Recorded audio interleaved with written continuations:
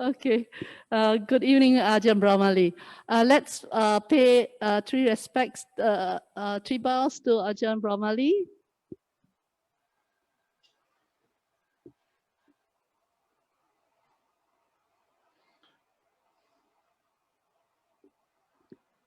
Thank you, Ajahn Brahmali, for accepting our invitation to open our Vesak Eve today.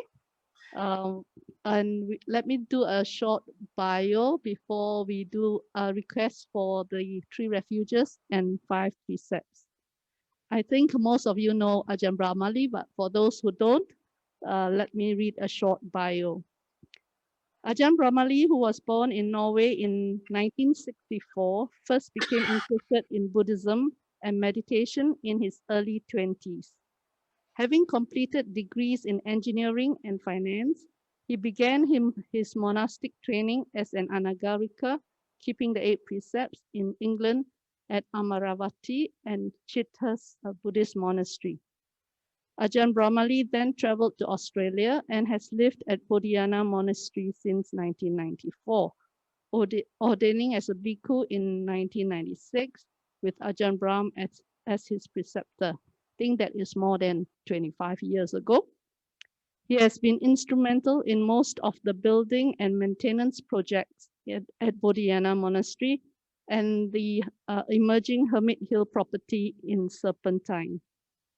Ajahn Brahmali's knowledge of the Pali language and of the suttas is excellent. He has been getting more and more popular over the years, traveling around Asia and making teachings of the Buddha easily accessible to all. Not only Asia, I guess Australia and as well as UK.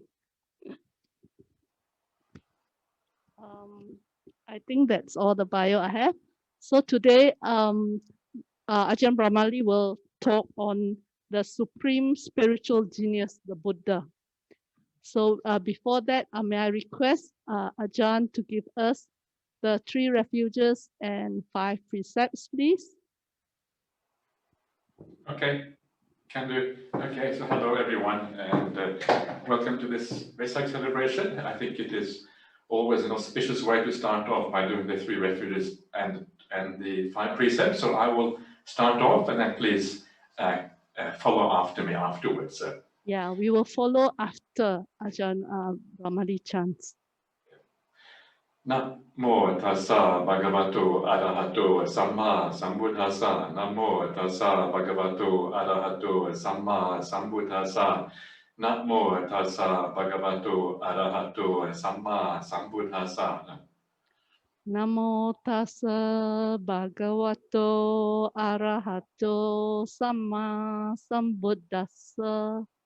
Namo tassa bhagavato arahato samma sambuddhassa. Namo tassa bhagavato arahato samma sambuddhassa. Buddhang saranang gacchami. Buddhang saranang gacchami. Dhammang saranang gacchami. Dhammang saranang gacchami. Sanghang saranang gacchami. Sanghang saranang gacchami. Dutiyampi buddhang saranang gacchami. Dutiyampi buddhang saranang gacchami. Dutiyampi dhammang saranang gacchami. Dutiyampi dhammang saranang gacchami. Dutiyampi sanghang saranang gacchami. Dutiyampi sanghang saranang gacchami. Tatiyampi buddhang saranang gacchami. Tatiyampi buddhang saranang gacchami.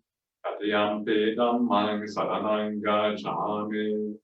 Tatiyampi dhammang saranang gacchami. Tatiyampi sanghang saranang gacchami. Tatiyampi sanghang saranang gacchami. Saranang gamanang ditthitang. Ama bante. Panati pata veramani sikkhapadang samadhiyami. Panatipata Veramani Sikkhapadang Samadhiyami. Adinna dana veramani sikkhapadang samadhiyami. Adinadana Veramani Sikkhapadang Samadhiyami. Ame sumita veramani sikkhapadang samadhiyami. Kame Sumichachara Veramani Sikkhapadang Samadhiyami. Musavada veramani sikkhapadang samadhiyami. Musavada Veramani Sikkhapadang Samadhiyami. Sura meraya majja pamadatana veramani sikkhapadang samadhiyami. Sura Meraya Majja Pamadatana Veramani Sikkhapadang Samadhiyami. Emani pancha sikkhapadani silena sukhatinyante silena bhoga sampada silena vibhutinyante tasma silang visoda ye. Sadhu, sadhu, sadhu. Okay, let's Okay. welcome Ajahn again. Maybe have Ajahn on the projector.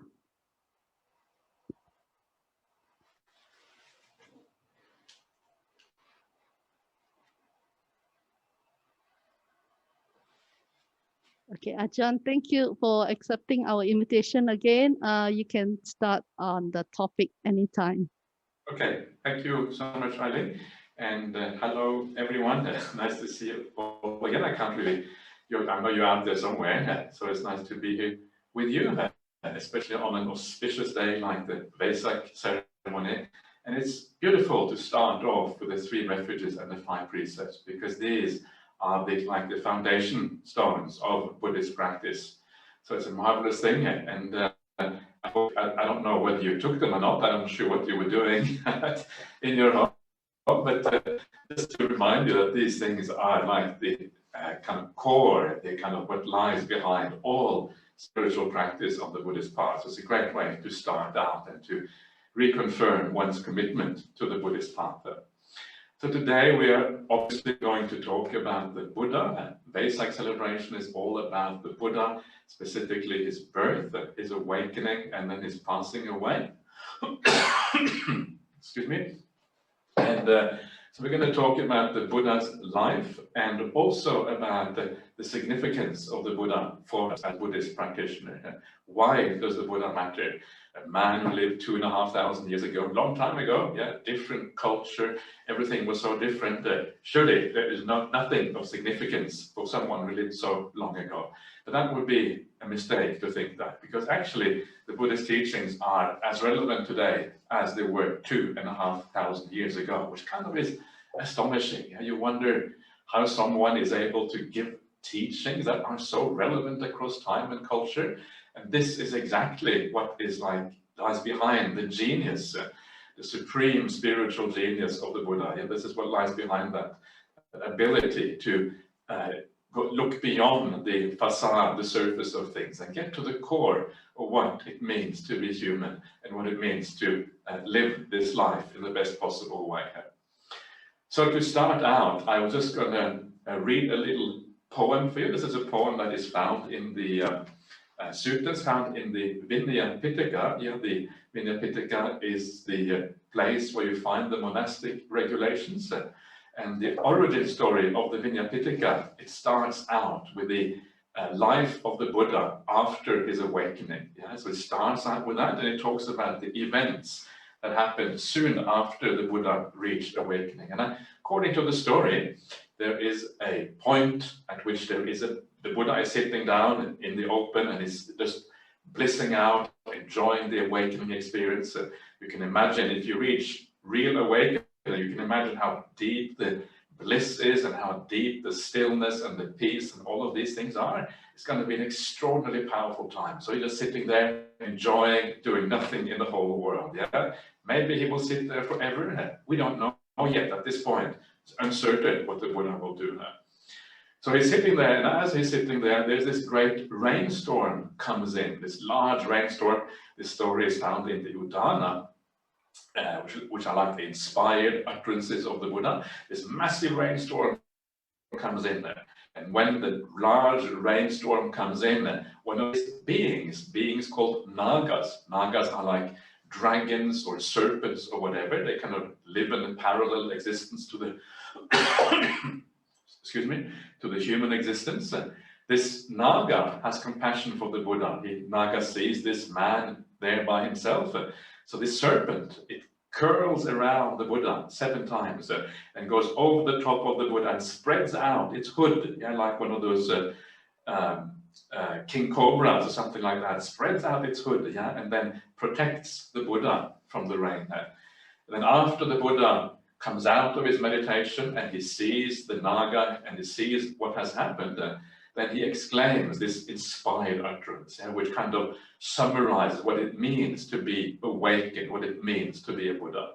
And so this is like a little verse, and this is what it says. I'll just read it out for you, just to kind of get the talk started.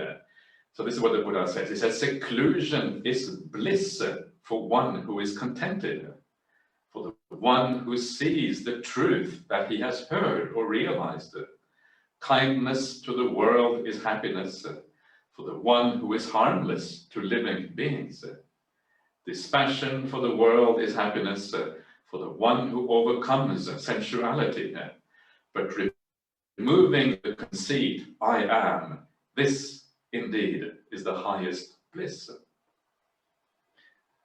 So that sort of summarizes a few points about the Buddha. You notice some of the points there is that he is secluded. He likes to be by himself. He likes to be secluded, which is very interesting in its own right, because the vast majority of people in the world don't really want to be secluded. They want to be around other people. They want to be busy. They want to do stuff. But he loves seclusion because he is contented. And of course, when the Buddha says that he is contented, what he means is something very profound. Not just an ordinary contentment of ordinary life, but a profound state of peace, where nothing really inspires you in the world, and you have withdrawn all your interest in the worldly things. It's a very powerful state. And this is for the one who has seized the truth. This is what happens when you see reality as it actually is. This is also what the Buddha has done, seen that reality. Kindness to the world is happiness. When you are kind, that is when you are happy. Even the Buddha is kind. This is one of the things that he is known for, his ever-present kindness, because he is harmless to living beings. A very important lesson to, to all of us. And then the dispassion for the world. The dispassion for the world means no interest in the world. The world has become irrelevant to you because you have overcome all interest in the sensory experience of the world. The sensory world doesn't interest you anymore. Why not? Because you understand it is inherently problematic. And then finally comes the kind of the thing that really makes someone a Buddha, and that is the removing of the conceit, I am. This is the highest bliss. So when you remove the idea of I am, when you remove the idea that you exist in a particular way, that is the highest bliss according to the Buddha. So from this, you get an idea of what the Buddha is about. It's about seclusion. It's about giving up the sensory world. It's about removing the conceit, I am. It's about kindness.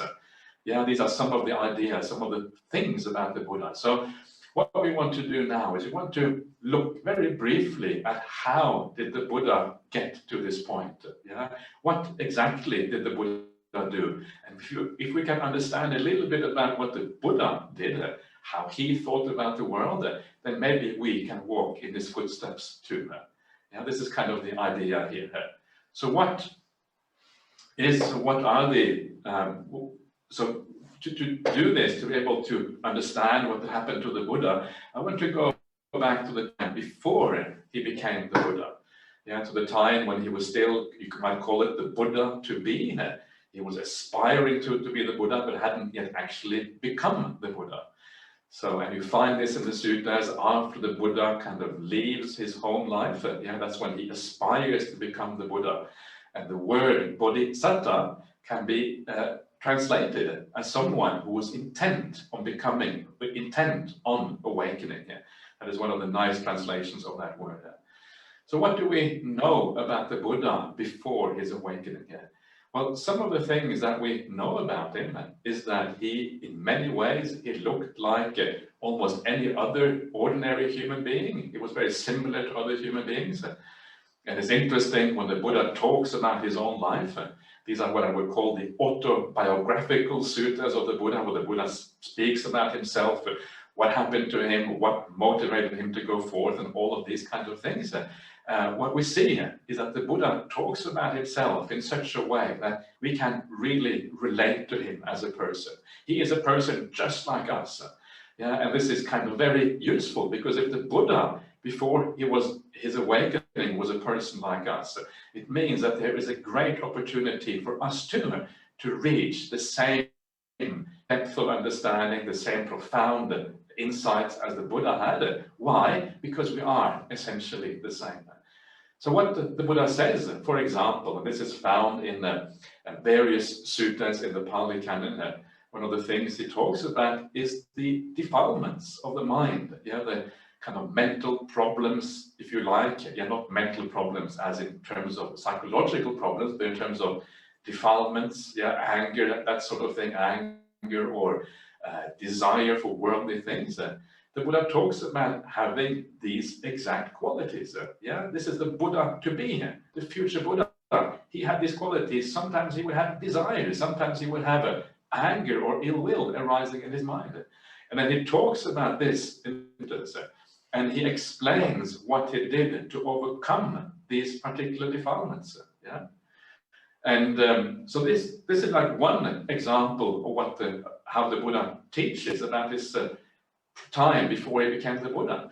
Another one, which is, and because of all of those desires, of course, because of that ill will, before he decided to renounce his ordinary life, he had a family. Yeah, just like ordinary people, he had a son, and we know that very well because that son, Rahula, features in the suttas in a number of places. So we know he had a son. Maybe he probably had a wife as well. Yeah, usually if you have a son, you have a wife. And of course, he had parents, and he lived in a house like ordinary people. And he surrounded himself with the worldly happiness, the worldly things. Yeah, and he lived in quite a wealthy household. And he was attached to these things. This is one of the things that comes out in his early life. Yeah, so he was a person very much like ordinary people in the world today. Then there's another place in the sutta. This is in the Majjhima Nikaya number 4, the middle-length sayings number 4, where he talks about some of the practices that he did before his awakening. And of course, one of the things the Buddha would do, he would kind of go into the forest, far away. He would always put himself into very dangerous and frightening situations.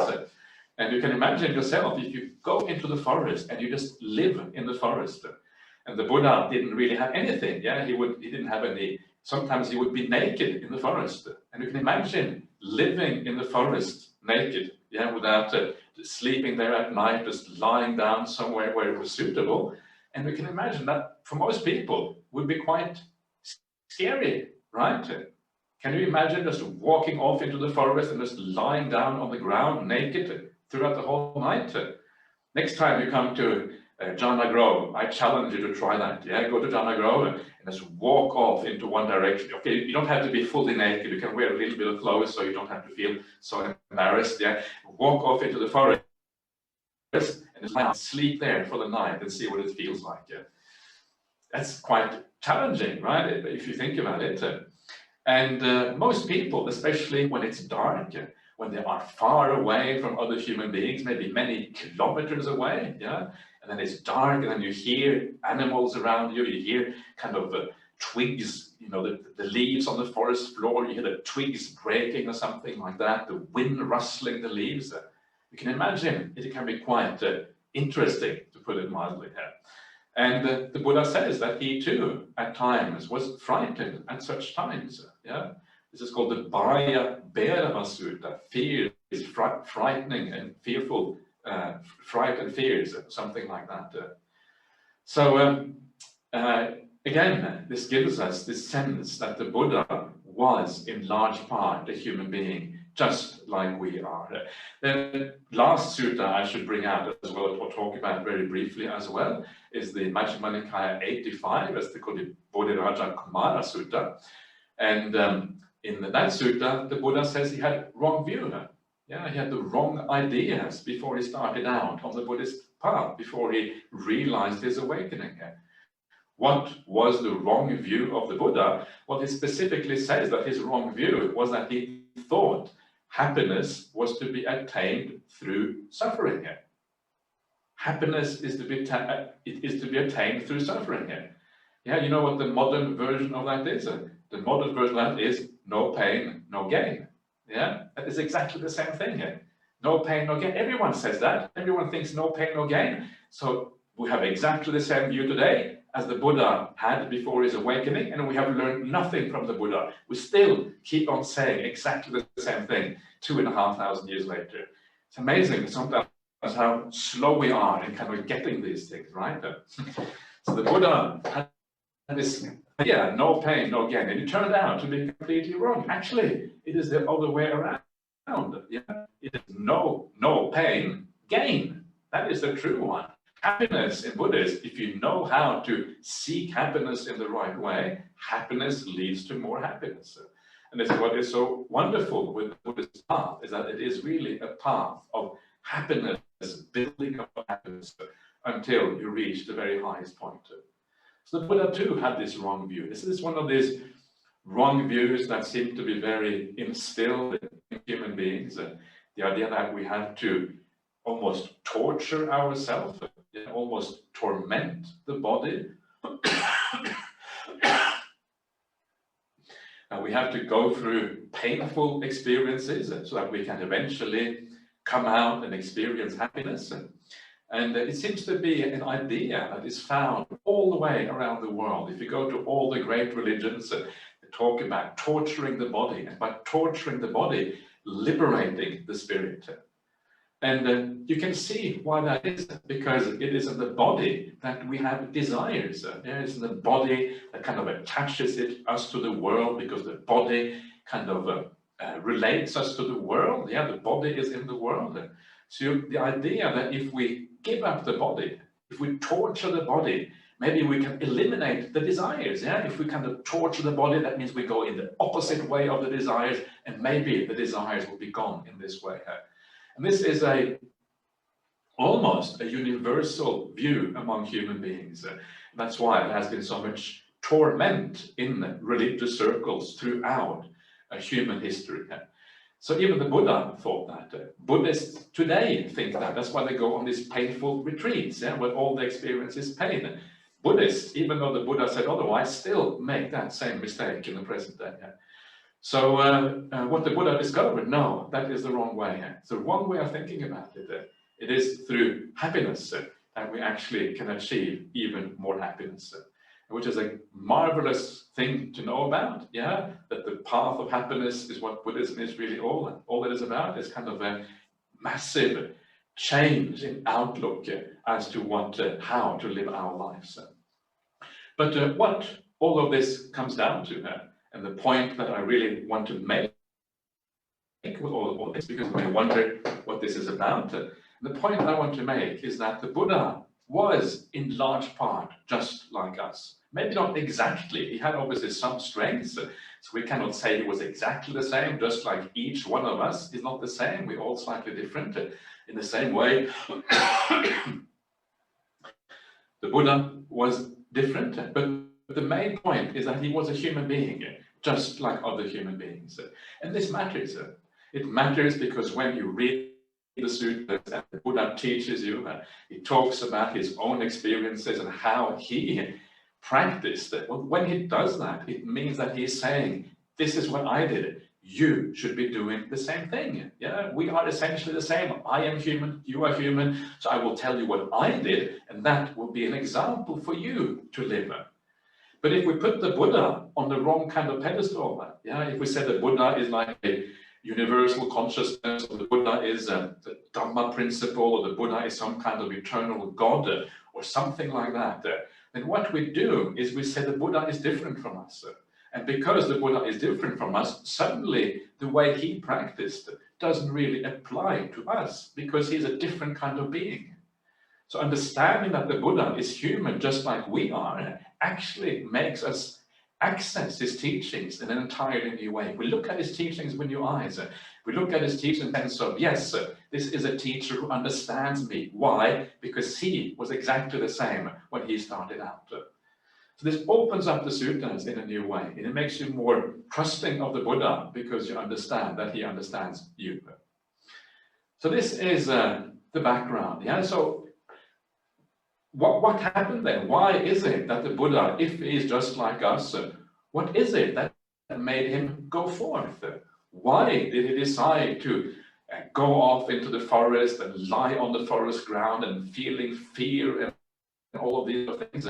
What made him undertake such an austere lifestyle there? What actually happened there? And this is where you see that the difference between the Buddha and many other people is really only one thing, and that is that his spiritual qualities were more developed. Yeah, he had very powerful spiritual qualities, and that is what enabled him to do what he did. So what the Buddha did, the one thing that really made him set out on the path and renounce the home life, renounce his son and wife and all the things that he had, it was very simple. It was a contemplation that all of us can do, and that is the contemplation of death. Yeah, when you read the suttas where the Buddha talks about his going forth, he talks about contemplating illness, old age, and death. Yeah, these three things. And of course, death really encompasses old age and illness, because when you're very old, before you die, well, you are old, obviously, unless you die young, but people are old, so. And of course, you're often quite sick as well when you are about to die. Yeah, things are not really functioning properly. The body is falling apart. So death kind of brings all of these three together. Yeah, so death is the big one. Death is what he was contemplating. Yeah. So when the Buddha contemplated death, that is when he decided to become a monk. Yeah, this is very interesting, because it means that there is tremendous potential in contemplating death. Yeah. Death can make you a monk or a nun. It can make you renounce the whole life. So how come we're all going to die? Yeah, we don't have any choice in that. So how come we're not all monks and nuns? Yeah, if you know you're going to die, if you're going to follow in the Buddha's footsteps, if you think about, yeah, I'm going to die, how come you haven't renounced already? How come you're not a monk or a nun at Bodhinyana monastery or Dhammasara monastery? Okay, you have one excuse. They are a bit difficult to get huts down here, difficult to get room, but you know, still, what is going on there? This is where you start to understand of the Buddha's commitment and understanding of what is going on there. He's able, with that single insight, yeah, understanding the idea of death, that is enough for him to go forth and start the monastic life as a consequence. So what is it about death that is so powerful? And what is so powerful about death is that it says something about our life in general. It is like a summary of the problems of life. They're all summarized, they all come together in the idea of death. So there's two things about death. Yeah, one thing about death is that there is the uncertainty here. What happens after I die? And this is one of the main reasons why people are fearful of dying. Yeah, because of the uncertainty. Where am I going to go? Am I going to be annihilated? Am I going to stop living? Am I going to get reborn somewhere nice? Am I going to hang out with God for the rest of eternity? Do I want to hang out with God for the rest of eternity? It's kind of a bit worrying. Yeah, what's going to happen after we die? You can see why people get a bit nervous about that. And that is a little bit like our life now. Our life now is also full of uncertainty. We don't really know what's going to happen in the world next. We don't know what the world is going to go in a good direction or a bad direction. Is there going to be climate change going to be very problematic? When the COVID is finished, is there going to be another COVID over the horizon? Is there going to be wars? Is there going to be famines? Is our civilization going to collapse, perhaps? Who knows what's going to happen? Usually what happens, it goes a bit up, it goes a bit down, and it kind of has a wave function like that. But, you know, it's just so uncertain. And so death, it like summarizes all the uncertainty in life into one moment when you don't know where you're going to go afterwards. So for that reason, it's a very powerful contemplation because it reminds you of all of this uncertainty that we have around us. So that is the first part of death, which is kind of worrying. People would say scary and fearful. But the other aspect of death that is really scary is that, well, we're going to have to give up everything that we have. Yeah, almost exactly everything that we have in this world. Not just our material possessions, but all our relationships, yeah, all the people in our life we're going to have to go. Our body, of course, yeah, that body that we look after, that we train. I don't know if many of you keep your body physically fit, but you know, you keep it physically fit, you dress it up nicely, you make it look just right, yeah. And then after a while, it ends up in some kind of graveyard somewhere, yeah. What was the point? It ended up in a graveyard. Spent so much time on this body, and now it's in the graveyard. Much easier just to shave your hair like this and wear some kind of, you know, nondescript sheet. It's like a bed sheet where you wrap yourself in a bed sheet like we do, and then you are. That's all you have to do. Yeah, that's quite handy in many ways. That's what. So when you think about death, you end up wrapping yourself in a bed sheet. That's kind of the point I'm trying to make here. Yeah, you go forth, in other words. So, and then there's one more thing that we have to give up. One very much more private thing that we have to give up, and that is the sense of who we are. Yeah, what is the sense of who you are? And you start to recognize that so many of the things that you take to be you relate to this world. It relates to your position in your family. Are you a parent? Are you a child? Are you a mother, a father, a grandparent? Yeah, we identify according to our position in our family life. We identify according to our education. Yeah, I'm PhD, I have a master's degree, yeah, I just have high school or whatever it is, yeah, and we identify with that. But that too belongs to this world. Once you leave this world, that doesn't matter anymore.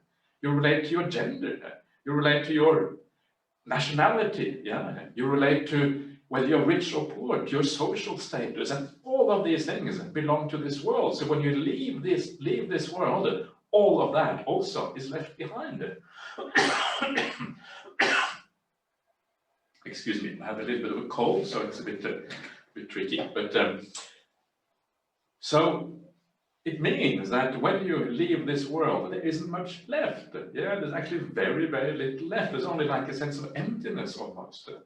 And so that reminds you of the importance of living this life in such a way that when you leave this world, there is something you can take with you. That something is the qualities of your heart. Yeah, that is what you take with you. So you make sure that you build up those qualities of the heart. Everything else has to go. So these are some of the insights. If you are very sharp about the idea of death, these are some of the insights you get. You start to understand that this life right here is so limited. It is so problematic because everything you have has to go. So how much time, how much should we invest in this life? Actually, the Buddha says, don't invest at all. Yeah, become a monk straight away. That's what the Buddha does.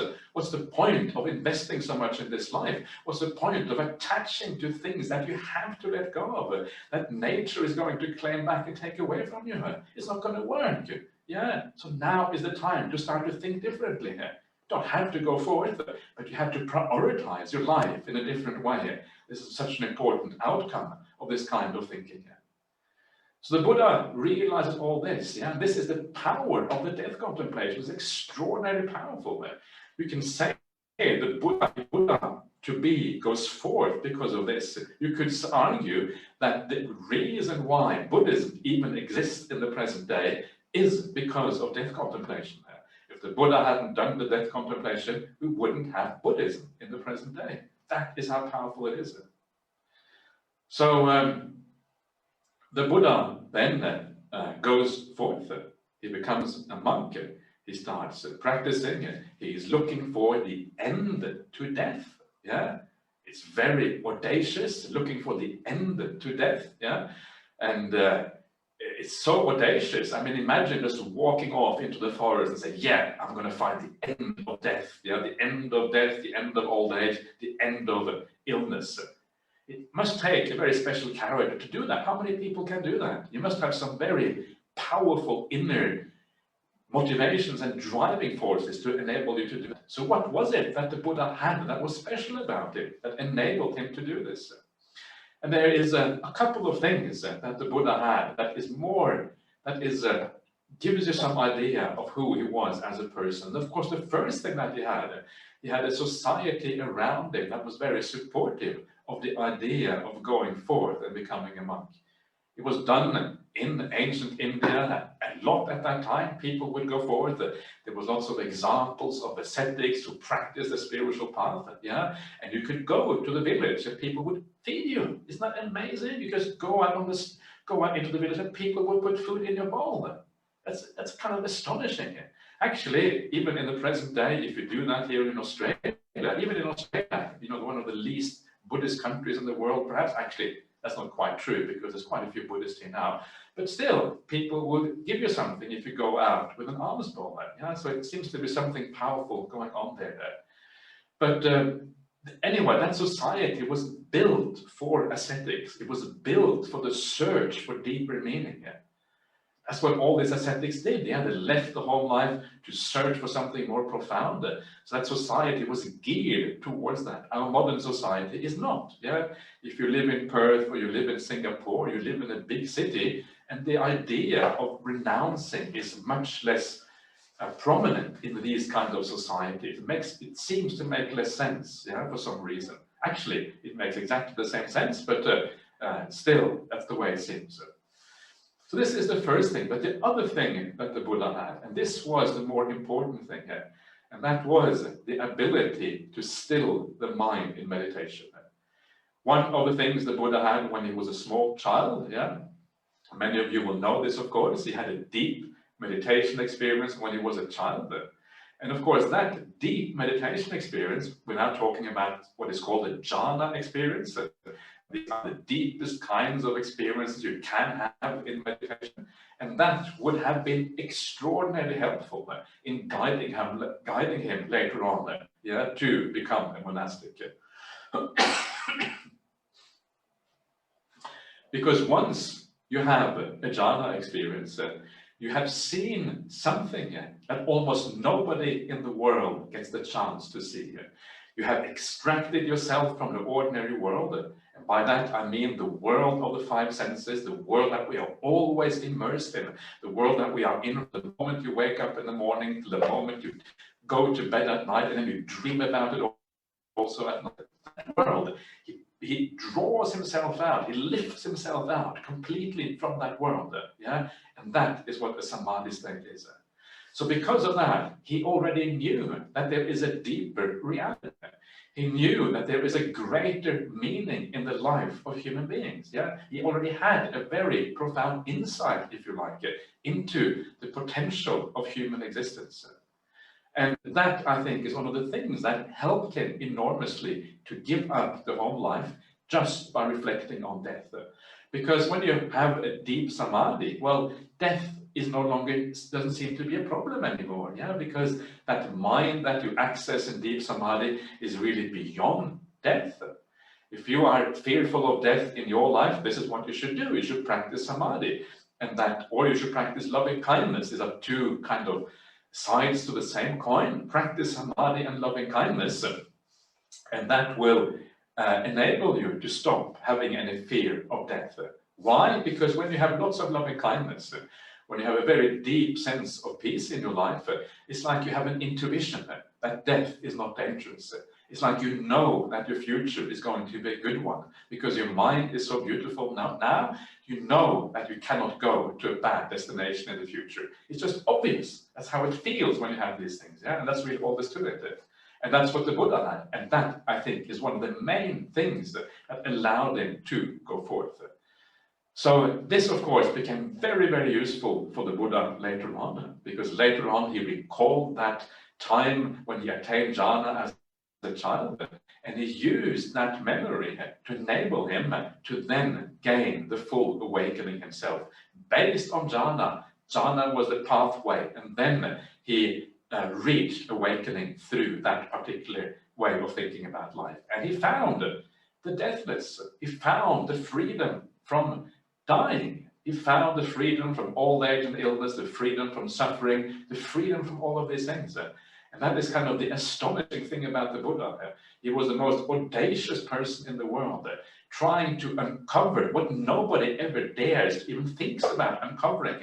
Nobody ever says, I'm going to solve death. Yeah, how many people have you ever heard saying that? It doesn't happen.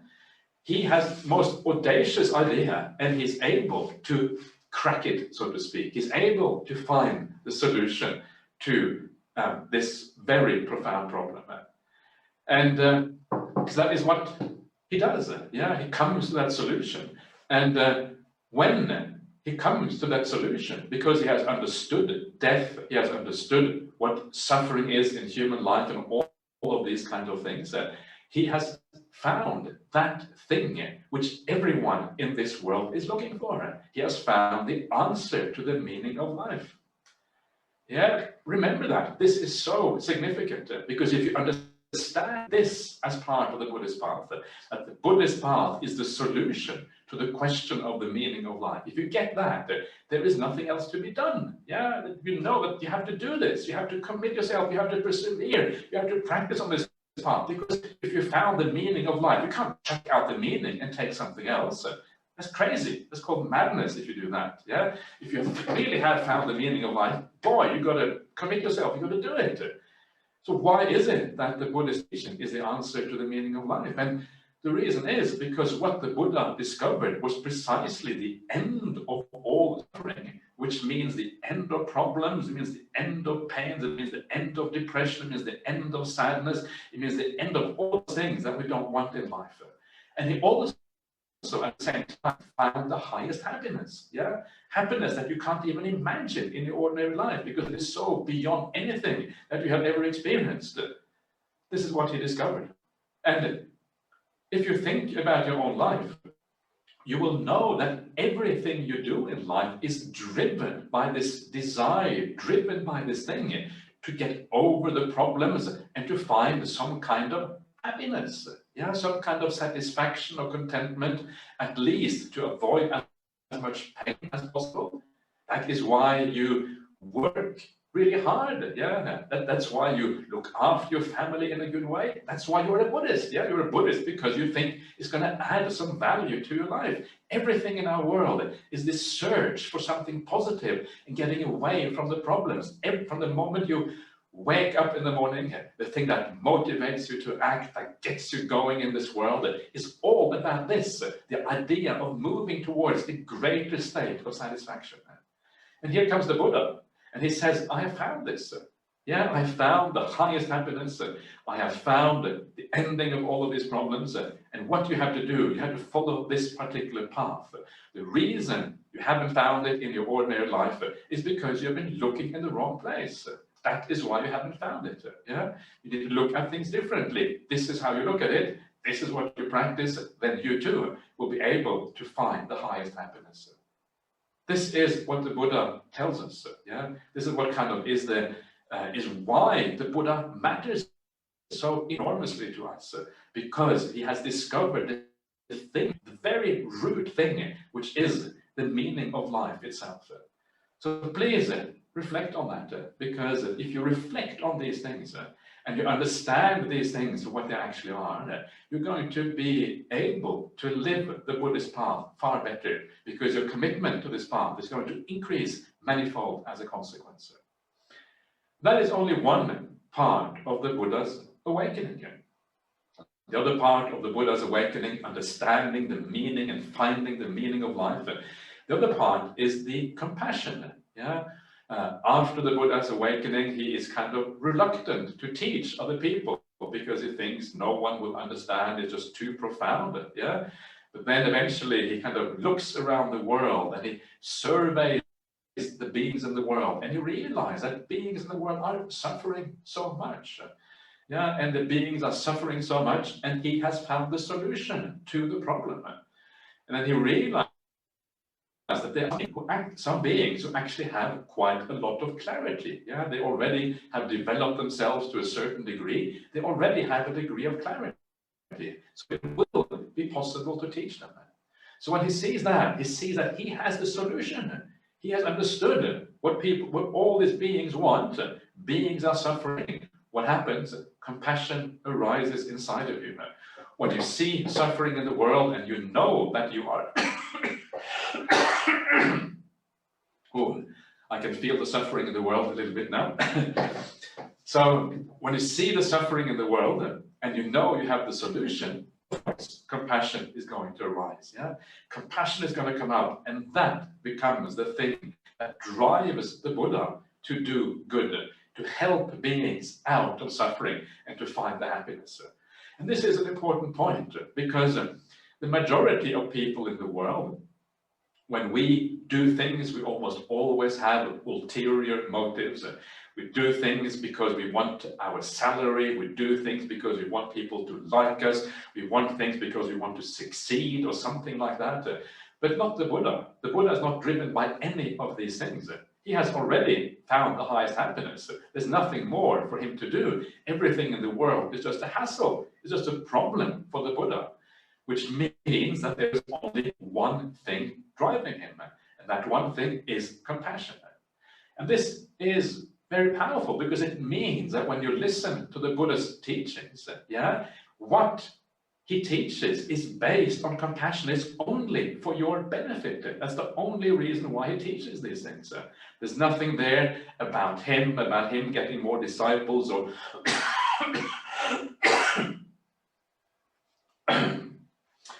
or him getting requisites, or him getting famous. He's not interested in any of that, because he has given up the sense of self. And so for him, there's only one driving force, and that is compassion, nothing else. So everything the Buddha says in the sutras, every word that he pronounces is for our benefit, for your benefit, for my benefit, for the benefit of everyone in the world. So when you read the sutras, you start to think about them in a different way. Yeah, you think about them through this lens that everything that is said here is said out of compassion for me. And that opens up a different way of thinking about these teachings. It means that you look at them more carefully. It means that every word may have some kind of significance. It means you reflect on them because you want to understand deeply what these words are about. Yeah, this is kind of the consequence of this, because you know they're coming from compassion. They are given only for one reason, to help you improve your own life. And there's nothing else behind these teachings at all. That is another powerful thing about the Buddha's character. He's only motivated by compassion, and he has the deepest insight into human nature and what makes human beings tick. This is very, very powerful when you see this, because when you see this, you start to realize that there's something very beautiful going on here. But there is another thing with this, which is also very significant, and that is, as I mentioned at the beginning, I was saying that sometimes people say, well, these teachings were given 2,500 years ago, yeah, and they were given in a different culture to different people.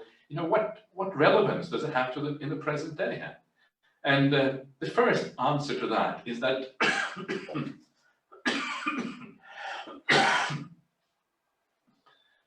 human psychology is basically the same. Yeah, it doesn't matter where you go, which culture you go to, what time you go to. The way we deal with the world, our defilements, our aspirations for happiness and getting rid of suffering is basically the same.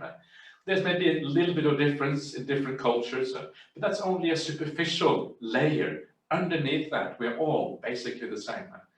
And because of that, it means that the Buddha was able to give teachings that are universally valid. Yeah, and so that is why the teachings of the Buddha are so different from almost all other religious teachings. If you look at other religious teachings, they are often very bound to a certain culture. Yeah, they talk about that culture, and you get the feeling that you are drawn into that particular culture. But with the Buddha's teaching, it is more a sense of a mental world, a path that we have to practice, how to be kind, how to be peaceful, these kind of things, how to overcome our defilements. It's about things that are universally true for human beings. And when the Buddha started out, when he started out his career, he actually knew this. This is what is so interesting about him. When he started out, he said specifically, I'm setting in motion the wheel of the Dhamma Chakka Pavatana. And of course, the meaning of setting in motion the wheel of the Dhamma is that the Dhamma rolls out into the world. It rolls from one land to another land, one country to another, from one culture to another, from one century to another century, from one millennia to another millennia, moving on into the world. So the Buddha knew when he was giving a teaching to the people in front of him, it wasn't just to the people in front of him. It was to all those people who would ever listen to his teachings. He had all those people in mind. So remember that when you read the suttas, the Buddha had you in mind. Yeah, he knew that there would be people reading these suttas after 2,500 years in cultures in Singapore, in Australia, anywhere in the world, maybe on Mars. Do you think people are reading the suttas on Mars? I hope they are, otherwise they're missing out on Mars. Maybe there are some beings up there as well, but maybe, probably not. But you know, I hope if there are, I hope they can read the suttas. Maybe we should, next time there is a spaceship going to Mars. Isn't that the Chinese? Didn't they send a spaceship to? That was maybe the moon. I forget now where it was, Mars or whatever. Maybe we could ask them if they can take some suttas on the voyage. I think that's a good idea. The suttas are much more valuable than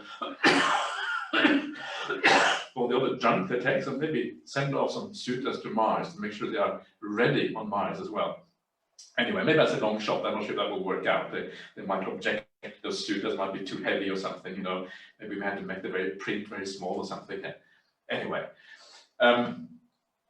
Yeah, so, but my point is, it is universal. And if there were beings on Mars, it would apply to them as well, because beings anywhere you would go in the universe would have the same problems. So the Buddha knew what he was talking about. He knew that it would be, these teachings should be available for future generations. So when he was giving these teachings, he was talking to each one of us. So read these suttas. Taking the Buddha as your teacher, yeah, remember that he's talking to you, yeah, because you are reading the suttas. He knew that there would be people reading the suttas in the future. You are, so you are his disciple right now. And every word on that page is coming from the highest wisdom it is possible to attain in terms of understanding the human condition, happiness and suffering, and is coming from the purity of compassion. If you start thinking like this, the suttas become extraordinarily powerful and beautiful. You start to feel like a real disciple of the Buddha. Yeah, you start to feel, take these things seriously and practice them in an entirely new way that you have never done before, probably. So this is how to think about the Buddha, yeah, as your teacher, how to make him your teacher in a very direct way. Yeah? Don't think about the Buddha as some ancient person who existed a long time ago, who may no longer be relevant. No, that is wrong. He actually is your teacher right now. And once you understand that the Buddha is your teacher, well, then you can kind of play some games in your mind. Yeah, you can ask yourself something like, well, what would it be like to meet the Buddha? Yeah, how would it feel to meet the Buddha? And sometimes when you think about this, yeah, if you think about meeting the Buddha, it can be kind of scary, intimidating even. Yeah, here is the greatest spiritual genius in human history, and you, me, are going to meet him. Wow, that's kind of, oh, I'm not sure if I'm ready for this. But go through the exercise and see what happens. So imagine, maybe you are somewhere where there is a forest. Yeah, maybe you are here in Jhana Grove, or maybe you are somewhere in some other country where there's forest, or maybe you go to the, what is it called, the Ritchie Reserve, or whatever it's called, in Singapore, and you go there, there's a bit of forest there, and you imagine that you go there, and then someone tells you, the Buddha is here, he's sitting under a tree over there, and you think, oh, wow, that's so exciting. I actually have a question. I have something really troubling me. I need to speak to the Buddha. What a marvelous opportunity. So you start walking towards the Buddha. And as you start walking towards the Buddha, you will feel some fear. Yeah, you will feel some trepidation. You will feel some, wow, this is a man with such a massive reputation. Yeah, the biggest reputation in the spiritual world. And now you're going to meet the greatest spiritual master ever. That's kind of scary. It's intimidating. Yeah. I don't know if you have been intimidated sometimes when you meet the great spiritual masters of the present. Yeah. People who have this great sense of presence, and that you kind of become a little bit, stiff and a bit uncertain what to do in the presence. Well, the Buddha is much more than that. Yeah, he is the greatest of the great. So you're moving towards it. You feel apprehension. You feel intimidation. But then, as you draw closer, you see this man sitting at the root of a tree. What does he look like? He looks like a monk. Yeah, he's wearing robes, maybe not exactly like this, but something like this. His hair is shaven, and he's sitting at the root of a tree, and he has a demeanor that is very confidence-inspiring. He has a sense of peace about him. Yeah, a sense of it's like almost like an aura of kindness and metta and compassion around this person. And as you draw closer, you start to calm down. You start to realize that the fear that you're having, actually, it is not really based on anything real. Maybe you're just imagining that there is a danger here.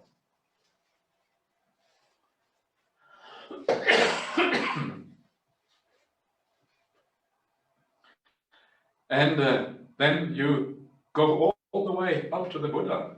And by the time you reach the Buddha, all the fear has subsided. Because it is as if you have entered the force field. A force field of compassion, a force field of peace. Yeah, and you start to feel that you are in presence of something really extraordinary.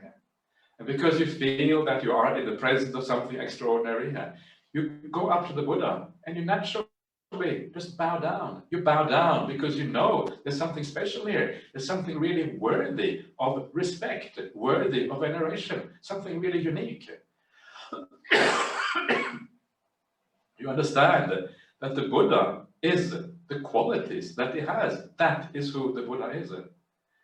So you bow down, and after you bow down, sometimes you may even forget your question. You had a question for the Buddha, but actually now that you feel the peace, you feel the presence of this beautiful person, it's almost as if the question becomes irrelevant.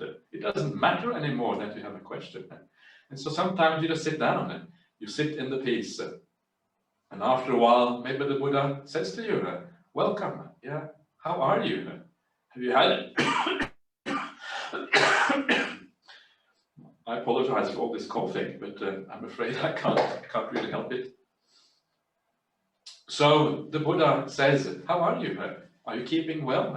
And you feel really comfortable and really at ease in the presence of the Buddha. And then it says, do you have any questions? And maybe you have a question to the Buddha, a very simple question, yeah, about ordinary life or whatever it is. And then the Buddha gives you a very simple answer, yeah, an answer that is not complicated, it is not intellectual at all, but it goes to the heart of the matter.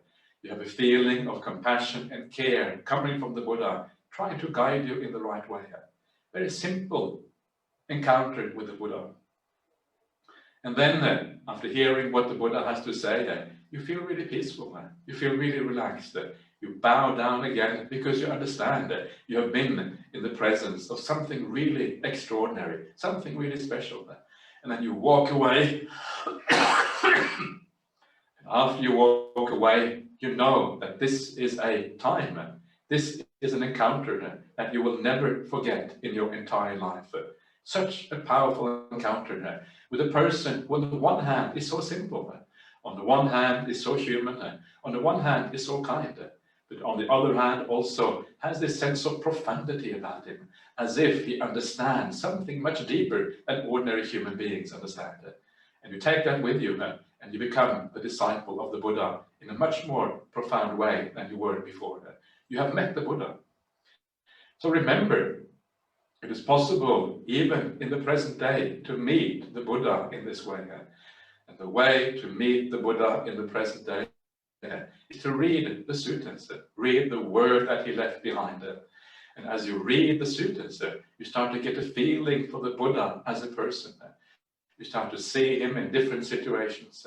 You start to see how he treats people, kindness and care, how he asks them how they are. Have you come from afar? Have you had enough to eat? Okay, sit down. Let's have a conversation. And it's beautiful when you see these little things about the Buddha, where he has this kind of human touch to him, but also the profundity of very special wisdom coming from him. And then you listen to what he says. And some of the teachings of the Buddha that are the most important, the teaching that you find in places like the Mahaparinibbana Sutta, the Buddha's great passing away. And this is where, at the very end, he gives his very last teaching. And of course, the very last teaching of the Buddha is going to be very significant, because this is where he kind of summarizes his entire life's work. And what he says in his last teaching is, Vaya Dhamma Sankara, Appamadena Sampadeta. Vaya Dhamma Sankara, all things have the nature to come to an end. Practice with diligence. That's what he says.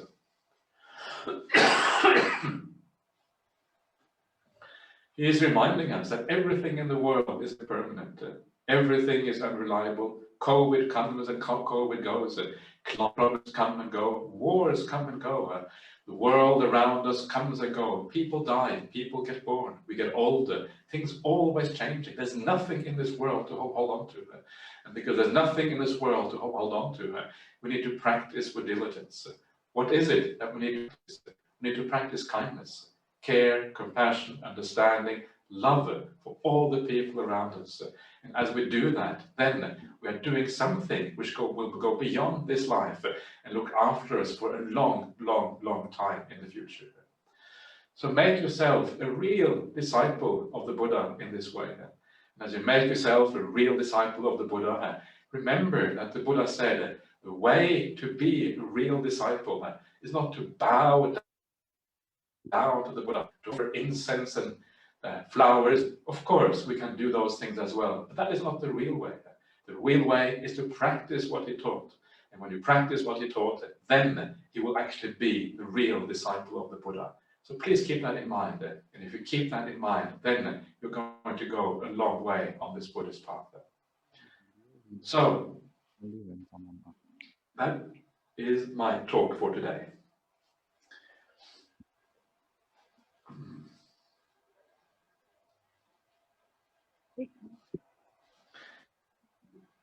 Okay, Eileen, you want to take over? Okay. You want to do some Thank questions? you, Ajahn. Maybe you can have a drink first, Ajahn, before I ask I'm you not sure if there is any. questions. Or I give you a rest and play your inspiring video of your project Okay. on the monastery, so that you can have 2 minutes of rest for your throat. Good. That's very wise. Thank you. We'll do it that way. Yeah. Just go for it. This the Bodhinyana's project currently to build more kutis for the monks, and you are watching a short video presentation of the new project at Bodhinyana Monastery. This is called the Hermit's Hill Project, and it's the building up of 6 new kutis for an expansion of Bodhinyana Monastery. What you're seeing right now is the small toilet building, one of the very few buildings at the present. This is the underground fire bunker, and the rest of the building so far are the kutis on the side, 6 kutis in all. There's been a rather desperate demand for kutis at Bodhinyana Monastery over the last 10 years or so. Lots of people on the waiting list, and I don't know, but I always feel that it's heartbreaking to see great candidates from around the world, often very young people, young men, young women as well, want to go to Dhammasara Monastery. lining up to become monastics, but then there's absolutely no way we can find space for them at Bodhinyana Monastery then. And that's why we decided to start the Hermit's Hill project, to expand the capacity, to give more opportunities for people to become monastics. And if we are going to have a monastic Buddhism into the future that is going to be successful, then we need everyone to be given a chance, everyone to be given opportunity. And Bodhinyana Monastery is probably one of the best places in the world to become a monastic, both because of the natural surroundings, but also because of the teachings and the quality of everything that we have at this monastery. After we have finished these duties, we expect it to be finished within the next few months or so. Our next project is going to be a shower block for the new property. As you have just seen, there is no shower block at present, but without that, it is not really going to be a properly functioning place. So that is our next project, and anyone who is willing to support that project, of course, we would be very grateful and very thankful for any support that we get. So that is the next project coming up. Thank you so much.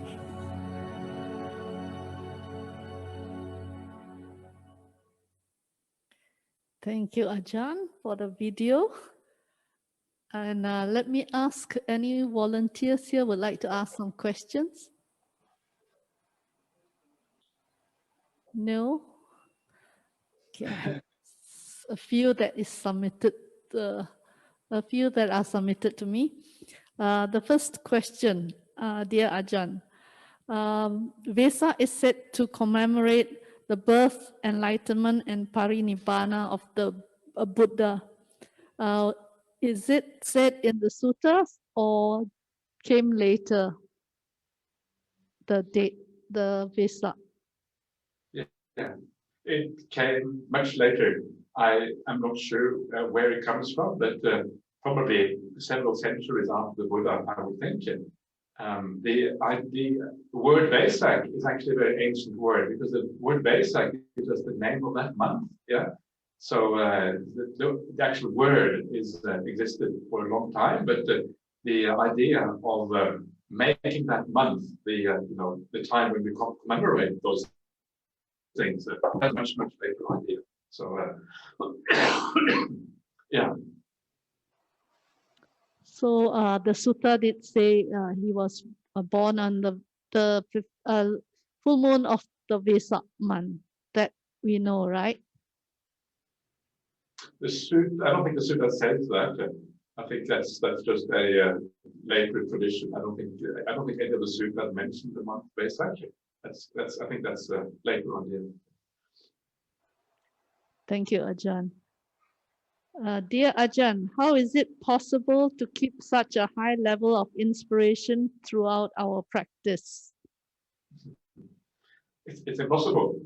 Or is it your practice? Sorry. How is it possible, dear Ajahn, how is it possible to keep such a high level of inspiration throughout your practice? My practice? Well, how do you know that I have such a high level? Sorry. How do you know that I have such a high level of inspiration? You don't know. You probably see me sometimes, yeah? You see me occasionally, and then you see the inspiration. So it just depends. Maybe when I go back to my cutie, I just lie in bed all the time and sleep, yeah? Who knows it? But inspiration is always comes and goes. Inspiration is never constant, yeah? And I'm sure you know that in your own life. And of course, that's true for everybody. It's true for me as well. So we try to...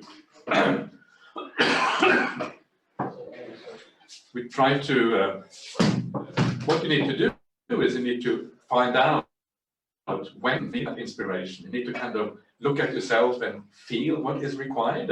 And when you feel that you need something to boost your commitment and boost your perseverance on the path, that is when you go back to the sutta. As you go to a Dhamma talk, you listen to something which allows you to, thank you very much. Yeah, I just got a drink.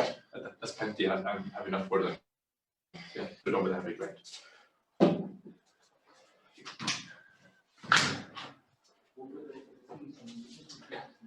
So just getting a little bit something for my throat, if I can calm it down a little bit. So inspiration, this is one of those things about the Dhamma, is that to be able to be kinder, to be able to live well, you need to be reminded of these things again and again and again. Yeah, this is kind of one of those very good things. So come back to these teachings, come back to the good Dhamma talks. If you want to, you can hear the same teaching again and again and again. I don't know if you have listened to me for a while, you know that I teach pretty much the same thing all the time. And the Buddha also often taught the same things. Ajahn Brahmali teaches, you know. And a lot of the time, it is because the teachings are actually, you don't need a great variety. What you need is to understand those teachings that are there in a deeper way. So the ideal mind is the mind that is open to the Dhamma, the mind that doesn't say, oh no, not that sutta, oh no, please, Ajahn Brahmali, don't, I heard it so many times, I don't want to hear it again. And you don't say this to me because you don't dare to say it, but you only think it inside it. But please don't think that, because the whole suttas are so deep, yeah, they are so beautiful, and it's very hard to get the full meaning of this just like that. It takes time, it takes years, decades, sometimes it takes lifetimes to understand what is going on. So try to listen with fresh ears every time. There was a famous book called Zen Mind, Beginner's Mind, that was very popular back in the 1970s, I think, and a lot of people, they started out their spiritual path by reading books like that. And it's had this idea that when you meditate, you should always have a beginner's mind. You should never come to the meditation, you should never come to the spiritual path assuming that you know, having an idea of what you want to do, knowing that I want to attain the same place I had yesterday. If you think like that, then you're not going to work. You have to always come with a fresh mind. Listen to things as if it is the first time. Try to understand in a new way. Yeah, come with that interest. Lend an ear. Allow it to sink into your heart. Understand things in a deeper fashion. As you do that, then these teachings really start to work. So come back to these teachings. There is no, there is no kind of trick in this other than gaining the confidence, gaining the faith in these teachings, and then slowly allow them to condition you in the right way. And over time, gradually, you start to become that Dhamma that you have been reading about and listening about. Thank you,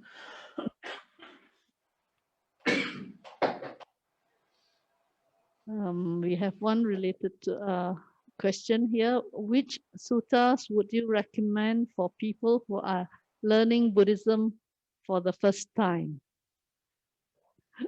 Oh, okay. Which suttas are recommended? There are some nice books that are kind of collections of suttas, so you can, like an anthology where the suttas are put together according to patterns and according to groups, and then they are explained also quite nicely. And one of the examples of that is a book by Bhikkhu Bodhi. He's the translator, called In the Buddha's Words. In the Buddha's Word. That's a good place to start. And so that kind of is very easy to get hold of. I think they have it at the Buddhist Fellowship, and you can get it online or whatever. It's very easy to get hold of In the Buddha's Word. So start there and then kind of develop from there. Another nice book to read is something like the Dhammapada. Yeah, Dhammapada is a very famous book. It's a book of verse, and because it is a book of verse, it's inspiring, it's uplifting. Yeah, this is often the kind of things you need when you start out on the path. Something that inspires, that lifts you up, makes you feel good about things. You can also go online. There's lots of sutta teachings available online, they're often, if they are explained by people who know their stuff, who know what's going on, you can actually gain a lot by listening to those suttas teaching online. So you can come to one of my retreats. Yeah, if you come to my retreat, I guarantee you're going to hear lots and lots of suttas, because that's all I do on retreat. I do suttas and then I explain the content of the suttas afterwards. So what I do, it's what I specialize. This is my niche. This a long time ago that all these people do different kind of retreats, and they teach from their own experience and their own thing. That's all very interesting, all very exciting. But I realized very few actually teach directly from the word of the Buddha. They might quote the Buddha occasionally, but very few teach directly from the word of the Buddha. So I'm one of the very few who does that. I think it's wrong to say I started it, but I wasn't aware of anyone else doing it. So I found my little niche. Yeah. So please come to my Sutta retreat, and I guarantee you will get much better understanding after one of those Sutta retreats. Yeah, you can ask your friends in the BF or whoever if that is the case, and get some. They can kind of give you some advice whether that is correct or not. Anyway, there you are. Yeah. Thank you, Ajahn. There are suddenly a flood of questions coming in. So maybe you can keep some bit short. Okay, there's one. How can we feel close to the Buddha when he has already entered into Parinibbana and is no longer around? Oh, he is around. Yeah, he is around in his teachings. His teachings are here. So, Yeah. and the Buddha said, answer. Very good, Ajahn. Somebody asked can you share how we can support the Hermit Hill project?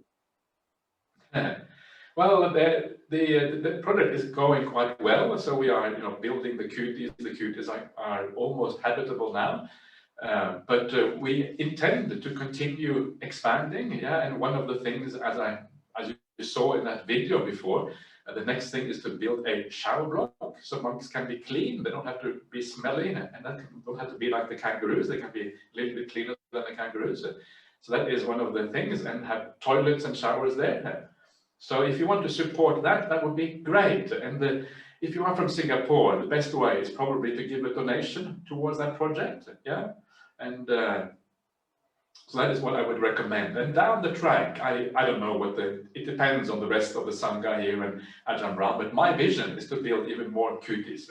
That's my personal vision. Please don't tell Ajahn Brahm. He might say that I'm kind of jumping the gun. But that's my vision, because I would like to give everybody who wants to become a monk the opportunity. I think that is so important. Yeah, there are so many really good candidates out there to become monks. If the Dhamma is going to be alive in the future, if we're going to have more teachers like Ajahn Brahm and Ajahn Ganha and these great teachers in the world, we need to train as many people as we possibly can. How many people turn out of 1,000 monks? How many is a really good monk out of 1,000 monks? Maybe 1 out of 1,000 is a really good monk, yeah, really special. It's very, very rare. So to be able to do this, we have to train as many monks as we can. This is the foundation for creating a strong Buddhism in the future. And I always find this heartbreaking. We have all these young men, really intelligent, really good-hearted, very committed and dedicated to the Buddhist path, and they have to wait for years. There's one young fellow, he's only in his early 20s, he's been waiting for 3 years to get a room at Bodhinyana Monastery. And I feel it's just terrible. Eventually, they end up going somewhere else. And that somewhere else is probably far less suited than Bodhinyana Monastery. And it makes me feel bad, yeah, when that happens. So I would like to give everyone the opportunity. And Ajahn Brahm is getting older and etc. So it is getting more and more difficult. Yeah. So now is the time to build these kutis. Now is the time to get these things established. So I hope that this is the way we're going to go in the future. And if you want to support these projects along the way, then big sadhu for that, because obviously we're going to need that support to keep building these things. Thank you, Ajahn. I think you can go to the BSWA website, and there are links there that you can support Bodhinyana. And you just need to put maybe for the Hermitage shower block or something like that. Then Ajahn, they all will receive it. We have one question here on how do you Ajahn, can you give some tips on how to do death meditation? Yes, the idea is really just to imagine yourself dying. Yeah? Imagine what it feels like. And so if you imagine yourself that you are dying and you you make it real. Yeah, this really is your last day, and one day it will last. It could be today, so you might as well get it now. This is your only opportunity to get it real now. So imagine yourself that you're going to die, and then you ask yourself, well, what happens if you're going to die? And what happens is that you start to let go, yeah, because you cannot hold on to anything in this world if you're going to die. So you feel yourself just letting go of things in this world. Okay, I'm about to die. This world doesn't matter anymore. Why am I thinking about the future? Why am I planning things? Why am I worried about what's going to happen when this world is gone anyway? And if it isn't gone tomorrow, it will be gone soon enough. There's nothing here to worry about. There's nothing in this world that is all that valuable, because in the long run, it will be gone. So you start to learn to look at this life in a different way, as if it is only this short little thing, and actually the reality is so much larger. And that's larger reality, which is interesting. It is that you should focus on. So you sit down and you think like this. You imagine yourself that you're going to die, and then you feel yourself letting go of this world. And then when you let go of this world, that is when you can start to meditate. That's when you can maybe watch the breath or whatever. There's a very close relationship between dying and meditation, because both in dying and in meditation, one of the main things that we do is to let go. Yeah? When you die, you have no choice. And in meditation, also, we are trying to let go right now. So it's basically the same process that you're trying to go through. So if you can use the idea of dying in the right way to let go, then it actually enables meditation practice, and it helps you to, just relax and to watch the breath and to go into samadhi as a consequence. Thank you, Ajahn. I think we can have one last question. Ajahn, can blessings of the triple gem really can be bestowed upon us? The blessings of the triple gem are bestowed upon you when you practice the path. That's when you get the blessings of the triple gem.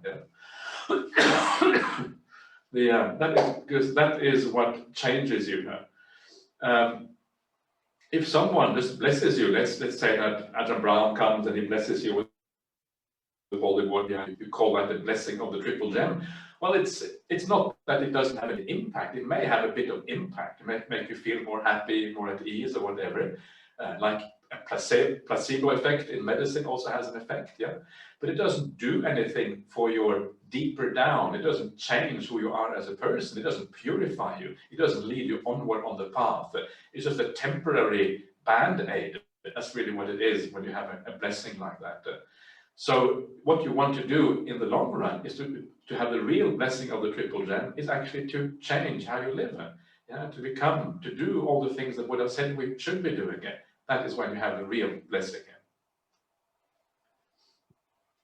Thank you, Ajahn. Let's say 3 sadhus. Sadhu, sadhu, sadhu. We better let Ajahn have a rest, because tomorrow at 3 o'clock, he'll be having another talk on the Buddha again. Our theme this year is all on the awesome triple gem. So Ajahn's talk will be why the triple gem is so awesome. So maybe we will let pay 3 our respects, and then let Ajahn have a rest, and we will continue with Sister Sylvia Bay's meditation. Eileen? Yes, Ajahn. Let's do the Arahant Sama Sambuddha together. I will lead it. We'll just do it like this. Okay, pay respect to the triple gem. Yeah, I will just say it, and you can just follow along. Arahang Sama Sambuddha Bhagava Buddhang Bhagavata Ademi Bhagavato Bhagavata Dhammo Dhammasami Supatipa Bhagavato Savaka Sangho Sangam Namami.